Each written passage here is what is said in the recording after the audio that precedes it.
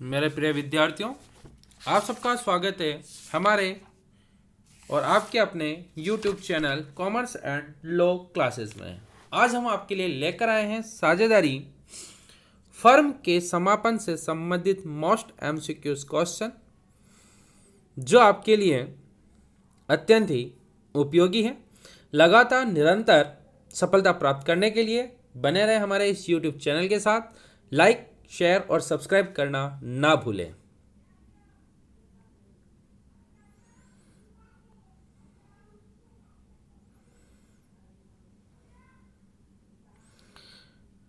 समापन के समय डूबत ऋण खाते का शेष हस्तांतरित किया जाता है।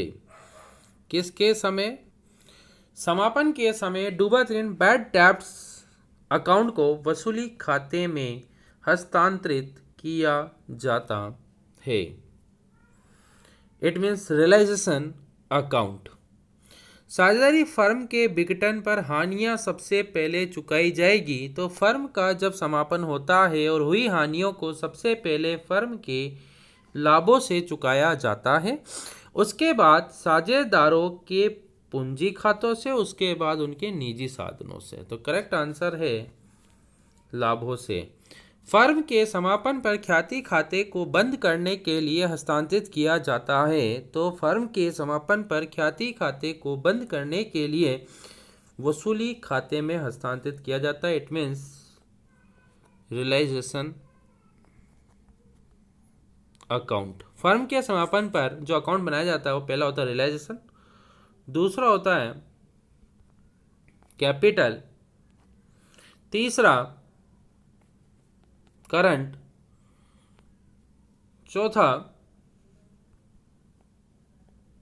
Bank account. नेक्स्ट, गार्नर बनाम मरे नियम के अनुसार एक दिवालिया साझेदार की पूंजी की न्यूनता से साहूकार साझेदारों में बांटी जाएगी। तो ध्यान रखें, यदि कोई साझेदार दिवालिया हो जाता है तो उस दिवालिया साझेदार की हानि, इट मीन्स जो पूंजी होती है, उसको शेष साझेदार अपने समापन के लाभ हानि के पूर्व के पूंजी अनुपात में बांट लेते हैं। और यदि गार्नर बनाम मरे नियम लागू नहीं होता है तो लाभ हानि अनुपात में बांट लेते हैं। नेक्स्ट, जब गार्नर बनाम मरे नियम लागू होता है तो वसूली की हानि, it means realisation loss of realisation account को किसमें बांटा जाता है? तो उनके लाभ हानि अनुपात में। नेक्स्ट, फर्म के विघटन पर बैंक अधिविकर्ष को हस्तांतरित किया जाता है। सबसे बड़ी बात, जब फर्म का समापन हो रहा है तो बैंक जो अधिविकर्ष जो है वो बैंक हमारी फर्म की एक लायबिलिटीज है, और ये कहा जाता है कि सबसे पहले हमें बाहरी दायित्वों को चुकाना चाहिए। तो इसका करेक्ट आंसर है वसूली खाता। लेकिन कहीं कहीं किसी किसी पुस्तकों में, मैं नाम तो नहीं लेना चाहूँगा, उसमें आंसर गलत बताया गया है। वो बताया गया है रोकड़ खाता। इसलिए आप हमेशा ध्यान रखें, जो भी हमारे दायित्व होते हैं वो वसूली खाते में हस्तांतरित हो जाते हैं। बैंक खाते का शेष कभी ट्रांसफर नहीं, बैंक अधिविकर्ष है जो हमारे लिए लायबिलिटीज है और ये हमें चुकाना होगा। तो ऐसी दशा में इसे वसूली खाते में हस्तांतरित किया जाएगा। नेक्स्ट, फर्म के विघटन पर साझेदारों के ऋण खाते को हस्तांतरित किया जाता है। तो साझेदारों के द्वारा लिए गए ऋण खाते को हमेशा पूंजी खाते में हस्तांतरित किया जाता है।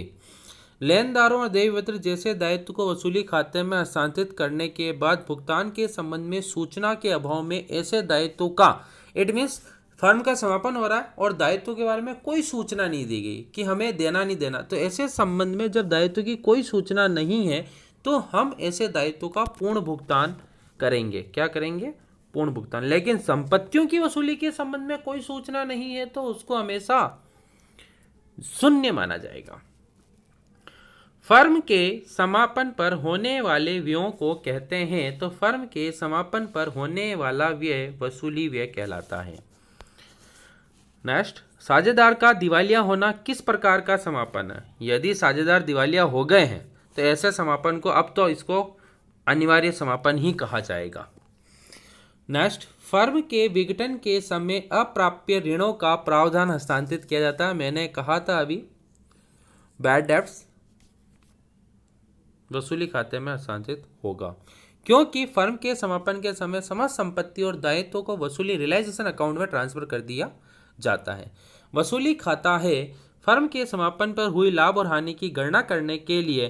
तो ऐसी दशा में लाभ हानि की गणना किस खाते से होती है? नाम मात्र से। नेक्स्ट, फर्म के विघटन पर साझेदारों के पूंजी खाते बंद किए जाते हैं। तो साझेदारी फर्म के विघटन होने पर साझेदारों के पूंजी खाते के शेष को उनके नकद में भुगतान कर बैंक खाते से बंद कर दिए जाते हैं। फर्म के विघटन के समय अलिखित संपत्ति के विक्रय से प्राप्त राशि को क्रेडिट करते हैं। ध्यान से सुनना, फर्म के विघटन के समय अलिखित संपत्ति के विक्रय से प्राप्त राशि को क्रेडिट करते हैं। इट मीन्स कि मैंने संपत्ति को बेचा तो मुझे क्रेडिट करना होगा, तो वो क्रेडिट होगा वसूली खाता। नेक्स्ट, अनिवार्य विघटन के संबंध भारतीय संविधान अधिनियम 1932 की किस धारा में होता है? तो अनिवार्य विघटन धारा 41 में, धारा 40 में ऐच्छिक समापन, धारा 41 में अनिवार्य समापन, धारा 42 में सूचना द्वारा समापन, धारा 39 में समापन के संबंध में नियम। नेक्स्ट, इसी तरह की मस्ट एमसीक्यूज वीडियो को प्राप्त करने के लिए चैनल को सब्सक्राइब करना ना भूलें। Thank you for watching this video.